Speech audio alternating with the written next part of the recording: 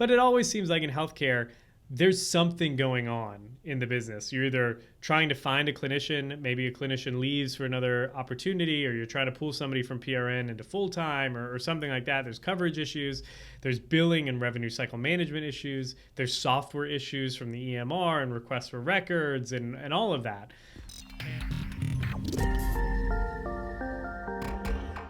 Hey there, how's it going? Rafi Salazar from Rehab U Practice Solutions, and I got a question for you. Do you want to differentiate your healthcare technology, your device, your software, or even your healthcare practice from your competitors? Do you want to align your solution, your service, your software with whatever targeted stakeholder within healthcare that you're aiming at?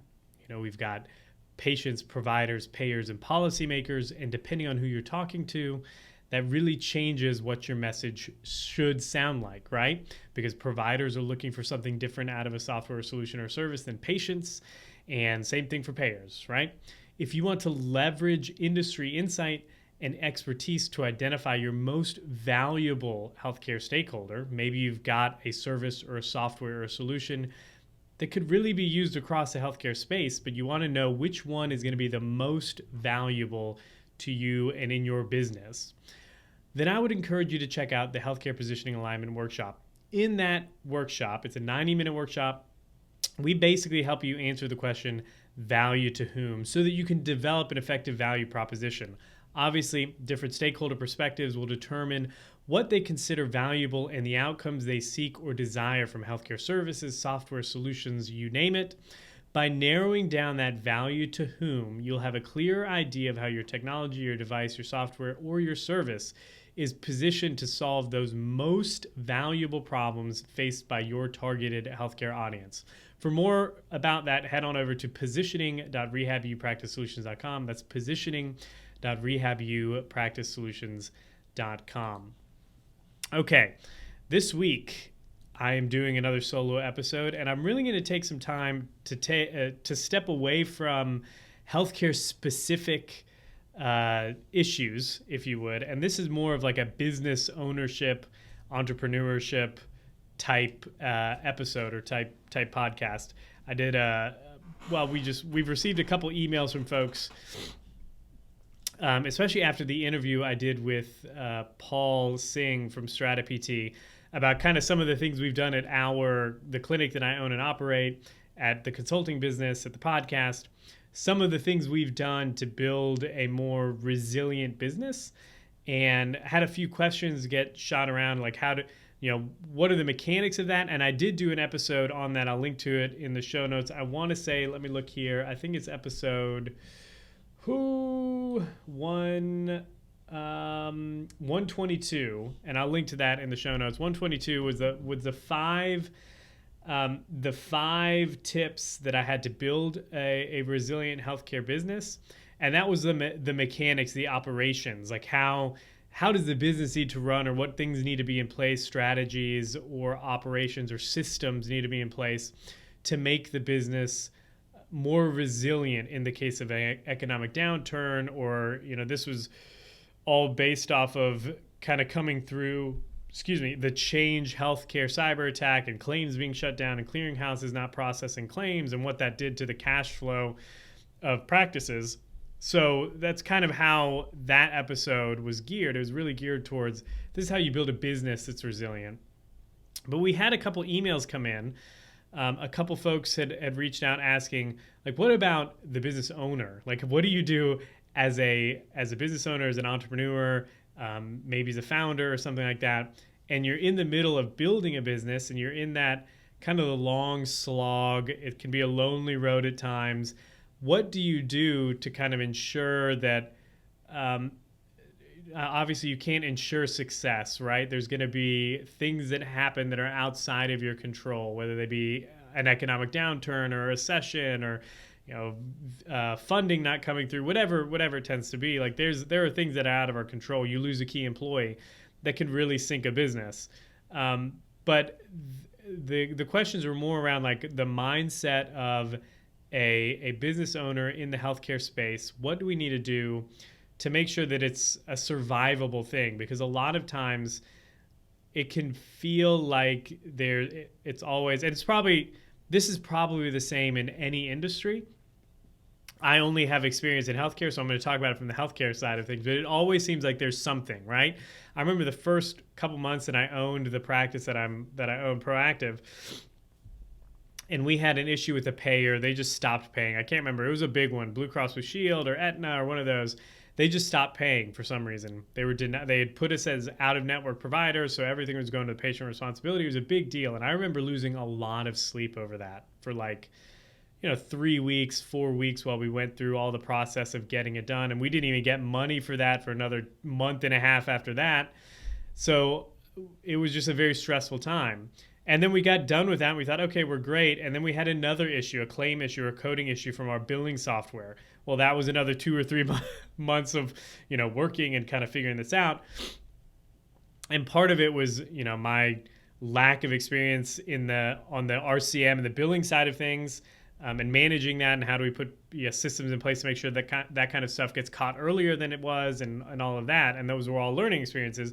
But it always seems like in healthcare, there's something going on in the business. You're either trying to find a clinician, maybe a clinician leaves for another opportunity, or you're trying to pull somebody from PRN into full-time or something like that. There's coverage issues.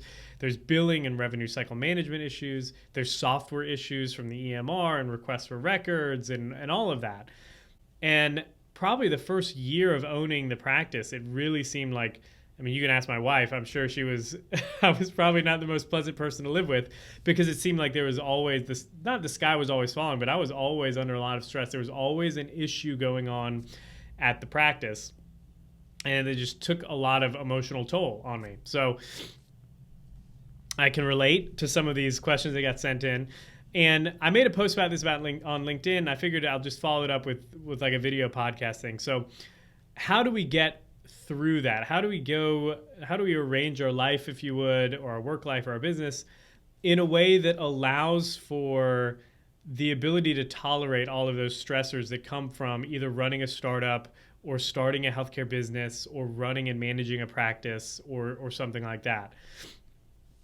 For me, it really came down to three things. And maybe I'll list all three of them and then I'll kind of dive through into each one. So the three for me was, number one, and this is going to sound chintzy, but it does make a big deal, and I'll expand on it in a little bit. So get clear on your values, and in marketing speak, we call it your desired future state, but maybe your vision for your life, what you envision your work life looking in, say, 3-5 years, something like that. So get clear on your values and your desired future state. Prioritize self-care. And again, we're going to dive into that because I think that's a little woo-woo and it needs to be teased out a little more.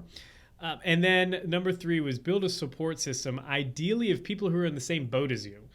And again, I'll dive into each of those. So those are the 3 things. So number 1, focus on your values, your desired future state. Number 2, make sure you're prioritizing self-care in a healthy way. And then number 3, build a support network of other business owners or other people that are in the same boat as you. So, and I start all this by thinking, one thing that affects business ownership and entrepreneurship, it gets mentioned a lot, almost in passing, and it's almost a meme at this point or a joke, is the ability of business owners, at least the successful business owners that I know, that I look up to, that I try to emulate, their ability to handle stress or resilience, put another way.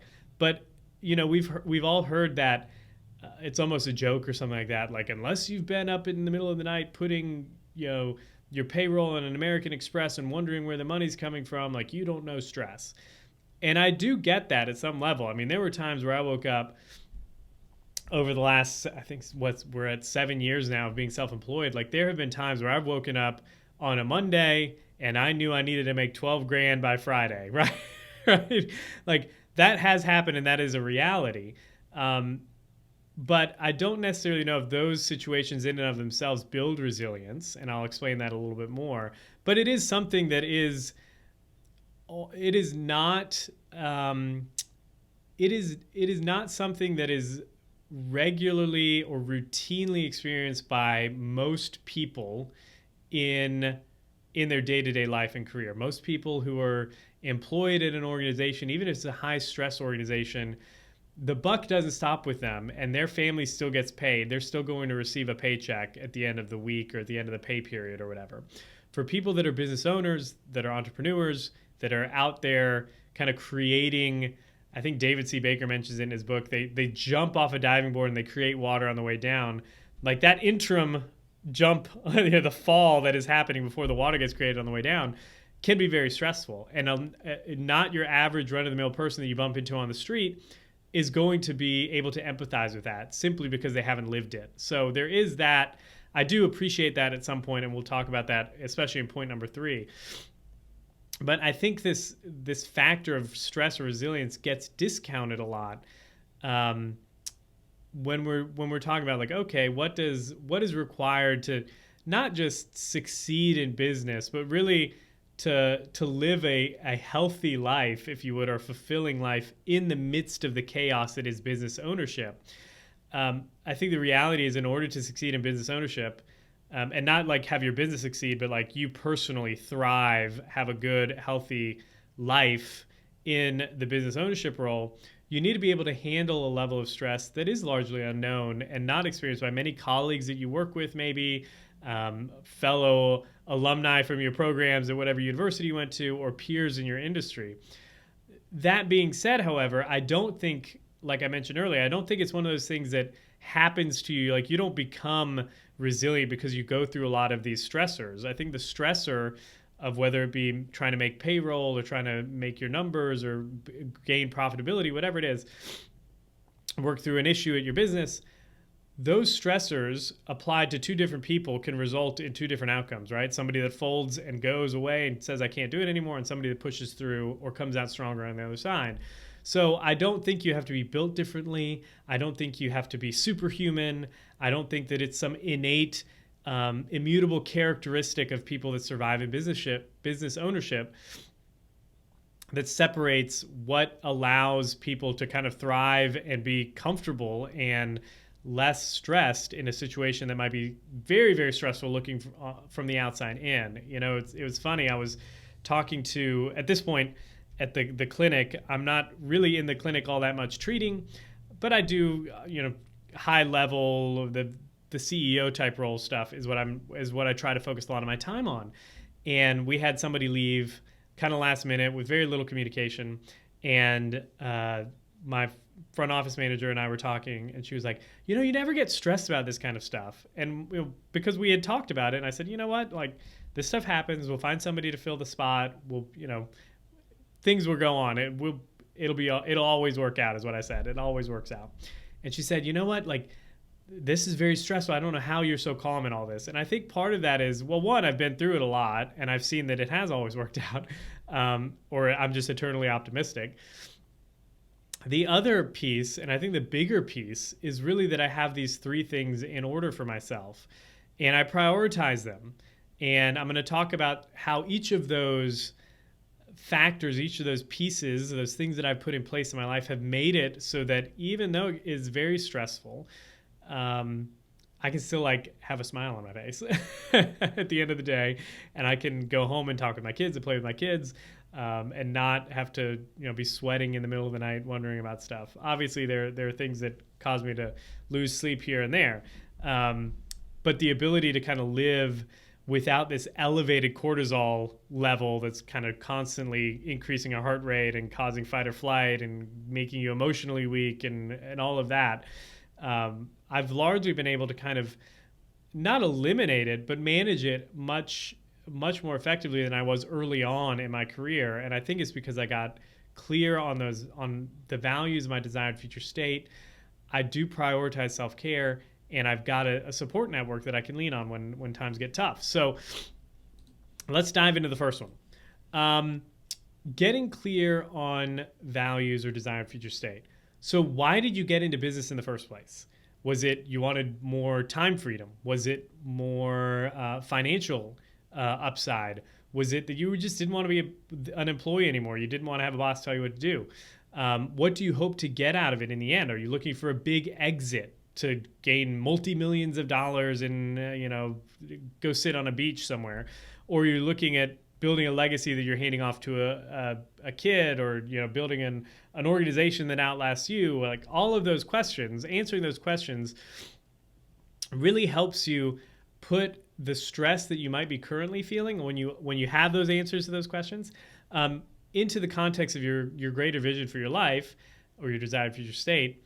And it also, and I think kind of on the back end of that as well, is once you have those questions answered, they really are guiding posts for what you do in the business, right? Like, if your desire for why you went into business ownership was for time freedom, well, then it means that you're probably going to make business decisions that free up your time, as opposed to maybe being in a super growth minded stage and you're going to give up time now in order to have a big exit later, and you're going to work the 100-hour weeks, and you're going to do whatever you need to do so that you can exit at some point. Like, those are two very different approaches to a business.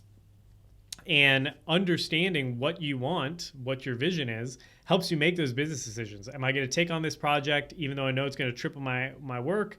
Or I'm going to say no to it because the income's all right. I don't need any more. Like, I'm not looking for a gajillion dollars. The income is providing for me and my family, and I have the time to enjoy it, right? Those are two different. There's nothing wrong with either of those. They're just opposing ideas, and you got to pick which one you want, which one of those you're going to prioritize, because that helps you make those subsequent business decisions. So getting clear on those and understanding that you can change that down the line. Maybe there's a time in your life where right now what I want in the business is more time freedom. So I'm going to defer some revenue now. I'm going to defer some projects, going to defer whatever, make some business decisions that don't require me putting more time into the business, so that I can enjoy the time that I have, the freedom to take some time here and there. A perfect example of this is like we just had a baby, number 6. We've got 6 babies. Well, they're not all babies, but 6 kids between my wife and I. And we knew the baby was coming at the end of March of this year. So I made clear business decisions leading up to that for probably the last quarter of 2023 and into the first quarter of 2024. I just knew that I was going to take some time in April of 2024 to do all the things, help with the 5 other kids, kind of be home more in the mornings, help with the baby at night, all of that kind of stuff. And it meant that I turned down a number of consulting clients. I just said, sorry, I'm going to be busy. Here's somebody that I can refer you to, or we can reconnect in May or something like that. And it meant at the clinic that we made decisions that weren't going to require, we put some initiatives on hold that weren't going to require me being in there all the time making the decisions, because I knew for a month, basically, I was going to be kind of in and out. And that was a then decision. And as we move into the next part of this year, I'm picking up some more work. I'm doing some speaking engagements, doing some consulting work with clients now, and it is starting to pick up a little bit. But it was intentional that for a season of this year that I was going to have some time freedom. And that's one of the main reasons I got into business ownership, was I knew that I had my wife and I at the time, I think we had 2 kids at the time, but we knew we wanted a bigger family. And I knew I didn't want to be one of those dads that was at work for 100 hours a week. So we knew that meant that we were going to have to make some changes or decisions in the businesses about what that looked like. Maybe we were going to defer some growth. Maybe we're going to go through seasons. And there have been times where, dad's got to be gone this weekend for a trip with a client or on a board meeting or something like that. And it means that next weekend we're going to go fishing and do something fun. But that flexibility is super important to me and to my wife and to our family. So it means that we make business decisions around that, right? Because we are clear on that in the values that we've identified for us and our family, and for what that means to the businesses that we run. So getting clear on those values in the desired future state kind of sets the stage for everything you do in the business. And again, maybe if I was in a different position, if I was single and unmarried, or had no kids and no ties, and I had this idea for a great product that I wanted to launch, and like it would be totally maybe a different thing altogether, where I was crushing it, working around the clock, trying to grow it, and then look at scaling and then exiting. But I'm just not there, and that's fine. You can be in that situation. You cannot be in that situation. The important thing is that you understand what's driving those decisions for you, so that you can better make them down the line for your business. All right. The second piece is prioritizing self-care. Now, I know this one gets way overstated, and people talk about, you got to take care of yourself and put your oxygen mask on first and all that. And it can get turned into really like woo-woo type of new agey stuff. I don't mean that at all when I'm talking about self-care. When I'm talking about self-care, I'm talking about doing the things that are going to energize you and, again, manage that stress. So everyone talks about self-care, well-being, but this is my take on it. By self-care, I mean you need to prioritize both being physically healthy and emotionally healthy. So two aspects of health. Now, the good thing, and a lot of the research backs this up, I'm not going to get into the whole nerdiness of it. Actually, I think I've got a book back here. It's called Spark. I can't remember the doctor that wrote it. Spark, and it's the connection between your mind and your body or something like that. But in the book, he talks a lot about the research between exercise and mental health. So there's my little plug for that. But I do mean when we talk about self-care, especially for business owners, you need to be physically healthy and you need to be mentally healthy or emotionally healthy. That does not mean you need to be a bodybuilder. You don't need to be doing like CrossFit unless you like it. You don't need to be super jacked. I mean, I'm not like a big, super muscly dude. I feel like I'm fit. I exercise 6 times a week. At least that's my goal, 6 to 7 times a week if I can. And I'm not doing like, I'm not powerlifting or doing anything super extreme. What it means for me though, and the reason it's important, is that you need to do something physical with your body, especially if you're in the knowledge workspace or even in the healthcare space. You're sitting at the desk a lot. Even if you are like an owner operator, you're the only clinician in a healthcare practice or something like that, and you're seeing the patients, so you're doing the things, you're still sitting on your keister for a lot of the day, whether it be typing notes, whether it be doing marketing, whether it be managing your CRM and your lead flow, calling patients back. If you're on the dev side or the healthcare tech side, like meeting on Zoom with investors or potential investors and clients and prospective clients and all of that kind of stuff, sales meetings, we tend to sit on our rears a lot. And that sedentary life is not good. So you need to do something that gets your body moving. It could be lifting weights. I do jujitsu, which is fun. Running is great. But you have to do something that gets your body moving and endorphins coursing through your blood.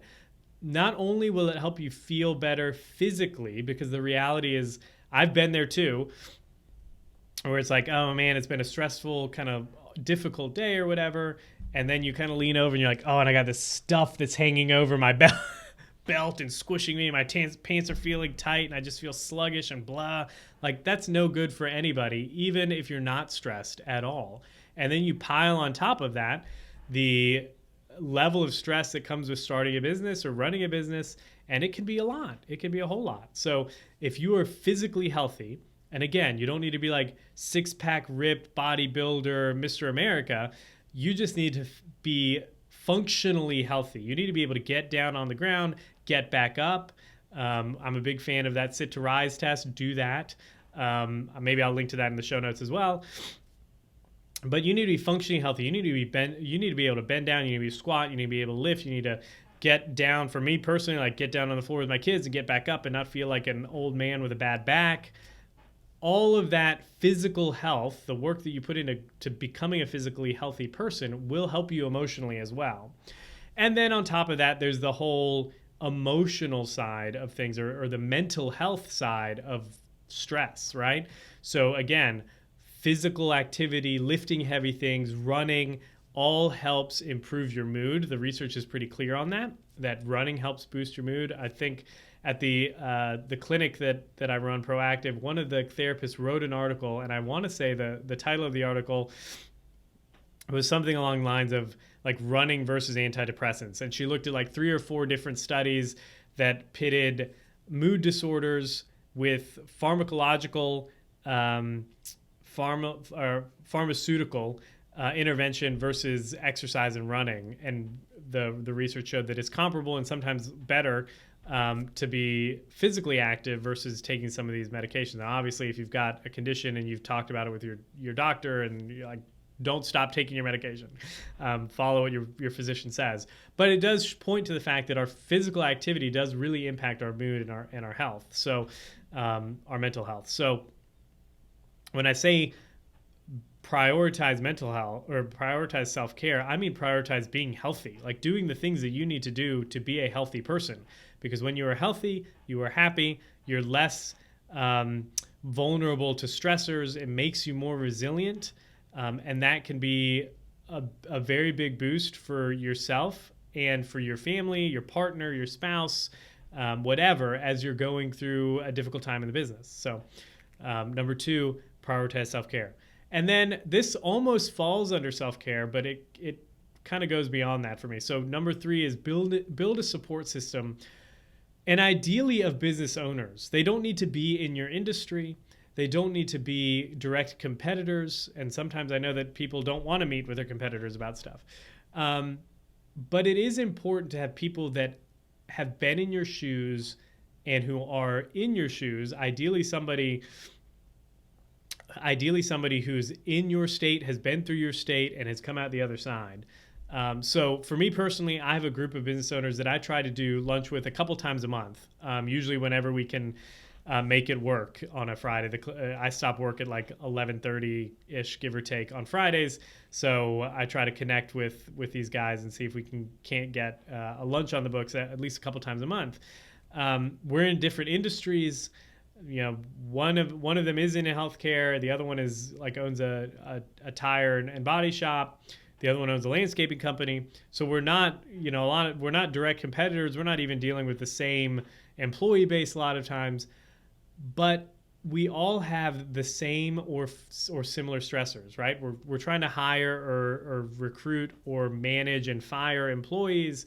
We're dealing with the financial or the cash flow management aspect of the business, uncertainty about the future, what to do in certain business situations, bouncing ideas off of each other or just throwing an idea out.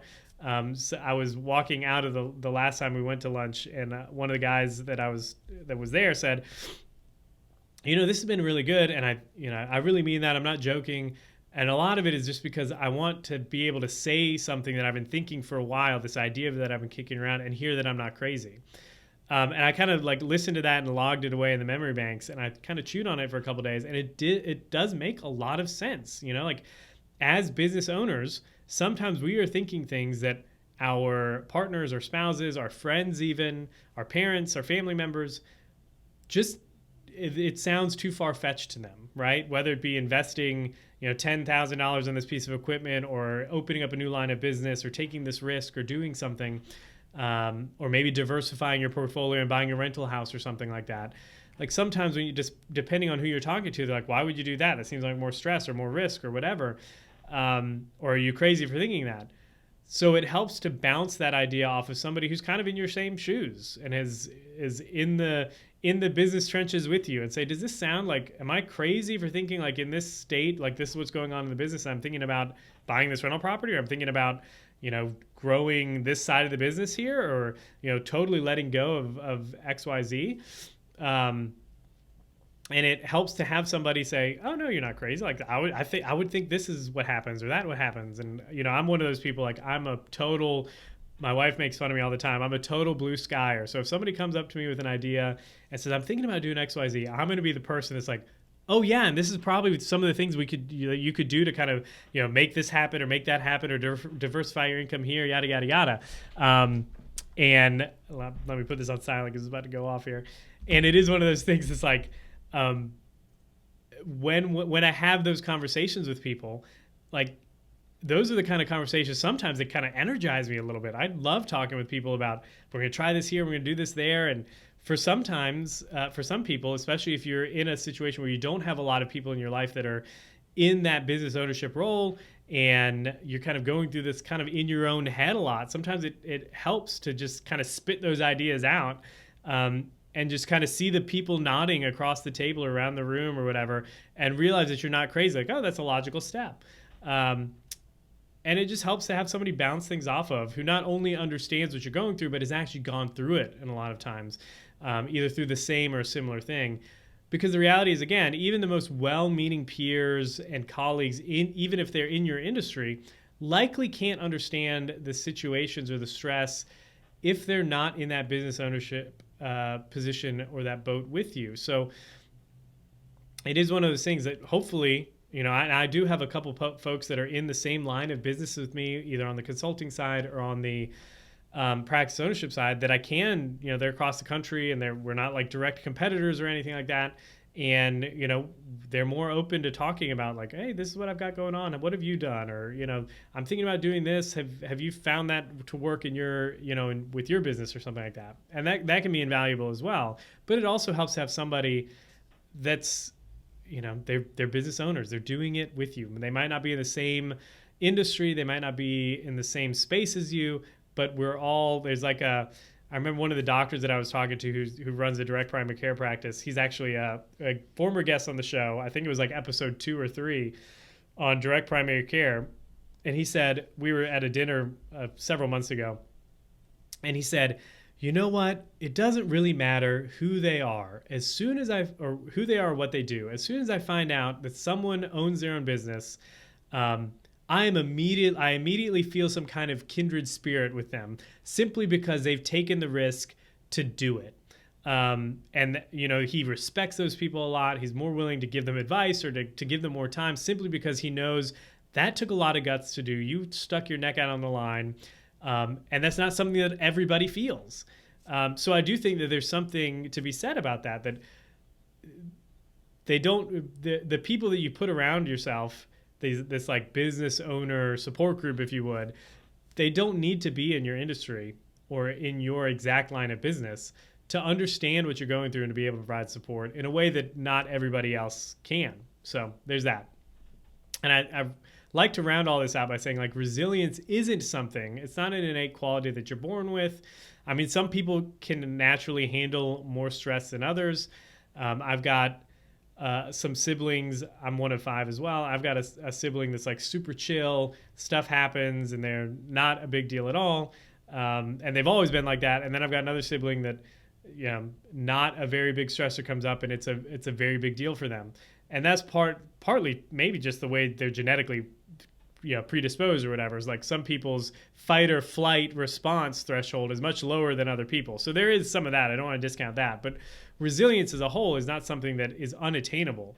It's not something that you're born with, that you can't, you're born with this much resilience and you don't ever get any more. It's something that can be greatly improved or aided by arranging your life in a way, by putting the pieces in your life. I talk about like building a scaffolding system. Well, especially when we're dealing with people that are like in chronic pain, we're going to put the scaffolding around you. And then as you begin improving, we're going to take the pieces of scaffolding away and you're going to be able to move with less pain or whatever. Like that's one of the analogies I've used a lot in my clinical career, but it's the same with business ownership, except we want to keep that scaffolding in place because you arrange that scaffolding, that support system in a way that helps you mitigate the effects of a lot of that stress. So what I would say is if you're in the thick of it right now, you're feeling the pressure from stress in your business and you're trying to figure out like, what do I do? I'm unclear, yada, yada, yada.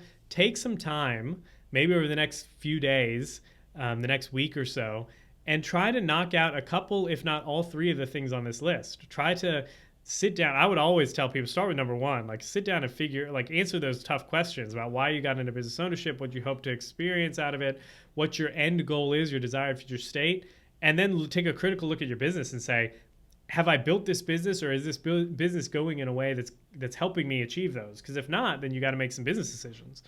Try to prioritize that self-care. Go out, go for a run, do jujitsu, go lift weights, maybe just go for a walk in the woods. Do something physical though that gets your body moving and that can start helping with some of the physical health, because that's going to improve your mental health as well. And then look for people that have been in that boat before, who are in the same boat as you, and try to build some sort of support network so that the next time you do have this, stressful crisis of the business, you have somebody you can talk to, which is hugely beneficial. And sometimes your spouse or your partner can be that person, but unless they're in the business ownership trenches too, like, it just helps to have somebody who has been there, can empathize in a different way. So that's all I've got for this episode. Hopefully it's been beneficial and helpful for you. If it is, I'd love to hear that. Shoot us a note at info@rehabupracticesolutions.com. Tell us what the one thing that you thought was the best thing of all the things that I said on this podcast. And if you found it to be valuable and you want more content like this, shoot me a note and let me know, because I'm more than willing to do it. Especially now that I'm excited to share some changes that are coming to the show here in a little bit. I'm going to wait for it to be official. But there's going to be a few changes coming to the show, and I'll be in a different position to be able to kind of focus a little bit more on different type of content. I'll always be focused on humanizing healthcare, on healthcare innovation. But there's going to be, I think, a little bend towards business ownership over the next little bit, and I'm excited to share some of that with you all as we get there. So, if you like the show, head on over to iTunes, leave us a rating and review. Share the show is what I tell people. Share the show with somebody that you think would find it valuable, would find it insightful or useful. That's probably more important to me than seeing another 5-star review. Of course, we've got some 5-star reviews on iTunes. Like, share it with somebody that you think the message would resonate with. All right. Until the next time, folks, be safe, be healthy. I will talk to you then.